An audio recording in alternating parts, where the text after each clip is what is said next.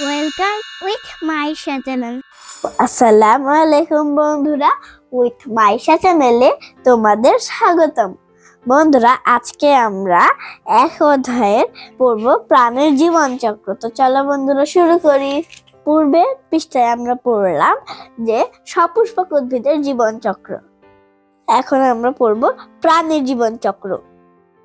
আমরা উদ্ভিদের জীবন চক্র সম্পর্কে জেনেছি। আমি যেটা বললাম, প্রাণীর জীবনকালে কি একই রকম ধাপ রয়েছে? কাজ মুরগির জীবন চক্রের ছবি আঁকা। যা করতে হবে, এসো আমরা মুরগির জীবন চক্রের ছবি আঁকি। আঁকা ছবিটি নিয়ে সহপাঠীর সাথে আলোচনা করি।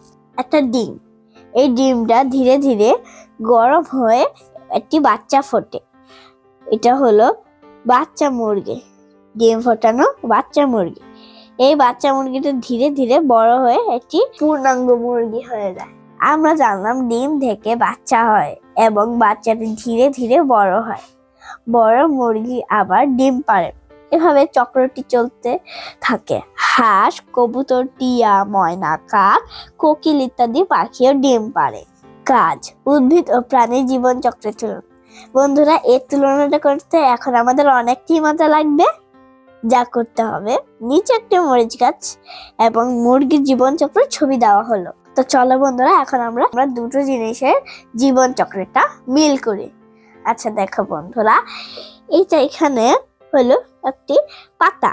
এটা হলো মরিচ গাছের পাতা। এটা হয় সাধারণত বীজ থেকে, মরিচের বীজ থেকে। তাহলে বীজটি মাটিতে পুঁতে একটি পাতা বের হয়, এটা মা ডিম পাড়ে। এরপর হলো চারা গাছ। এটা হলো চারা গাছ হয় এবং এটা ধীরে ধীরে হয়, ডিমটি ফুটে। এখানে হয় একটি পূর্ণাঙ্গ গাছ। ডিমটি ফোটানোর পর সে একটুখানি বাচ্চা মুরগি হয়।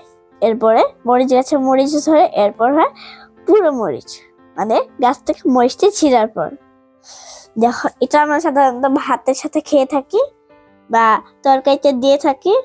আর এটা হলো পূর্ণাঙ্গ মুরগি, মানে পরিপূর্ণ মুরগি হয়ে গিয়েছে। এরপর এই মুরগিটি পরে আবার ডিম পারবে, আবার বাচ্চা ফুটাবে, আবার পরিপূর্ণ বাচ্চা হয়ে যাবে, বাচ্চা থেকে আবার মুরগি হবে। এটা হলো প্রাণী জীবন চক্র, আর এটা হলো উদ্ভিদ জীবন চক্র। ছবি দুটি ভালোভাবে পর্যবেক্ষণ। মরিচ গাছের জীবন চক্রের সাথে মুরগির জীবন চক্রের মিল খুঁজে বের করি। গাছটি নিয়ে সহপাঠীর সাথে আলোচনা করে নিজের চক্র পূরণ করি। মরিচ গাছ ও মুরগির জীবন চক্রের তুলনা। মরিচ গাছ, মুরগি। এখানে মরিচ গাছে দেওয়া আছে বীজ থেকে জীবনচক্র শুরু হয়, মানে যখন মাটিতে বীজটি পুঁতে দেওয়া হয় তখনই তার জীবনটি শুরু হয়। তার মধ্যে পানি দেয়, এরপর চারা গাছ হয়, এরপর পূর্ণাঙ্গ গাছ হয়, বীজ থেকে অঙ্কুরোদ্গম হয়, চারা গাছ বের হয়। এখন যেটা বলেছিলাম, মুরগি ডিম থেকে জীবন শুরু হয়, ডিম ফুটে ছানা বের হয়। জন্ম থেকে মৃত্যু পর্যন্ত সকল জীব একটি নির্দিষ্ট জীবন চক্র অতিক্রম করে। মানে এখানে বলেছে যে সে জন্ম হয়েছে, তার নির্দিষ্ট সময় শেষে সে অবশ্যই মৃত্যুবরণ করবে।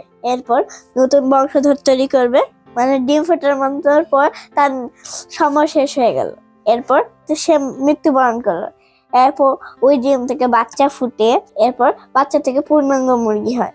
ওই মুরগিটা আবার ডিম পাড়ে, আবার ওই মুরগিটি আবার মৃত্যুবরণ করে। এভাবে তারা অতিক্রম করে। জীবের জন্ম হয়, এরা বৃদ্ধি পায় ও বংশ বিস্তার করে। এক সময় এদেরও মৃত্যু হয়। মানে এখানে বলেছে জীবেরও জন্ম হয়, এরা বৃদ্ধি পায় ও বংশ বিস্তার করে। এক সময় এদেরও মৃত্যু হয়। উদ্ভিদ ও প্রাণী জীবন চক্রের ধাপের মধ্যে মিল রয়েছে, যেমন উদ্ভিদের বীজ এবং মুরগির ডিম। ডিম অথবা বীজ যথাক্রমে মুরগি ও উদ্ভিদের জীবন চক্রের শুরুর ধাপ। কিন্তু মানুষ, গরু, ছাগল, কুকুর, বিড়াল ডিম পারে না, তারা সরাসরি বাচ্চা জন্ম দেয়। এই বাচ্চা থেকেই তাদের জীবন চক্র শুরু হয়। তবে বাচ্চা জন্ম দিলেও এদের জীবনে ডিমের ভূমিকা রয়েছে। পরবর্তী শ্রেণীতে আমরা সে সম্পর্কে জানবো, অর্থাৎ পঞ্চম শ্রেণীতে আমরা এ সম্পর্কে জানবো। জীবের প্রজনন সম্পর্কে আরো কিছু জানি। আমরা ইতোমধ্যে জীবন চক্র সম্পর্কে জেনেছি। আমরা দেখেছি জীবন চক্রের কোনো এক পর্যায়ে জীব থেকে অনুরূপ নতুন জীবের সৃষ্টি হয়। নতুন জীব সৃষ্টি, এই প্রক্রিয়া হলো প্রজনন। প্রাণীর বংশবৃদ্ধি। এখানে ছবি দেওয়া আছে, প্রাণীর বংশবৃদ্ধির প্রজননের গুরুত্ব। জীব মাত্রই মরণশীল। জীবের শুধু মৃত্যু হলে পৃথিবী থেকে একসময় সকল জীব বিলীন হয়ে যেত, কিন্তু প্রকৃতপক্ষে তা হয় না। একদিকে জীবনচক্রের শেষে পর্যায়ে জীবের যেমন মৃত্যু ঘটে, তেমনি অন্য কোনো পর্যায়ে প্রজননের মাধ্যম তার মতো আরেকটি জীবের জন্ম হয় এবং এরা সংখ্যায় বাড়ে। প্রজনন হচ্ছে এমন একটি প্রক্রিয়া যার মাধ্যমে জীব তার প্রতিরূপ সৃষ্টি করে ভবিষ্যৎ বংশধর রেখে যায়। এভাবে বছরের পর বছর জীব নিজেই টিকে আছে। অনুশীলনী 1, শূন্যস্থান পূরণ করি। বন্ধুরা, আমি তোমাদের সুবিধার জন্য এখানে আগে থেকে শূন্যস্থান পূরণ করে রেখেছি। তাহলে 1, শূন্যস্থান পূরণ করি। ক, জীব মাত্রই খাদ্য গ্রহণ করে। তাহলে আমাদের খালি ঘরে বলবে খাদ্য। খ, খাদ্য তৈরির জন্য উদ্ভিদের খালি ঘরে বলবে সূর্যের আলো, পানি ও বায়ুর প্রয়োজন। খালি ঘরে বলবে হলো সূর্যের আলো। গ, ফুলের উজ্জ্বল ও রঙিন অংশ হলো, খালি ঘরে বলবে দল বা পাপড়ি। ফুলের উজ্জ্বল ও রঙিন অংশ হলো খালি ঘর দল বা পাপড়ি। বীজ থেকে নতুন চারা গাছ হয়, খালি ঘরে বলবে চারা গাছ। 2, সঠিক উত্তরে টিক চিহ্ন দেই। 1, খাদ্য তৈরি করার সময় উদ্ভিদ কি ত্যাগ করে? ক, অক্সিজেন। 2, জীবের শক্তি কোথা থেকে আসে? ঘ, খাদ্য। 3, ফুলের কোন অংশ কুড়ি অবস্থায় অন্যান্য অংশকে রক্ষা করে?